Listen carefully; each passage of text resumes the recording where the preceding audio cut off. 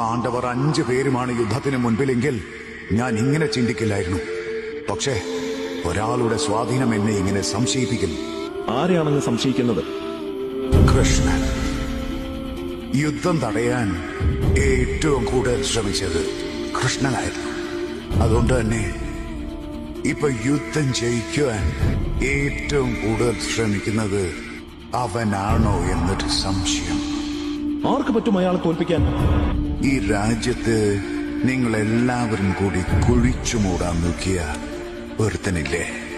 നിങ്ങൾ ഓരോ തവണ താഴ്ത്താൻ ശ്രമിച്ചപ്പോഴും ഉയർന്നു വന്ന ഒരുത്തൻ.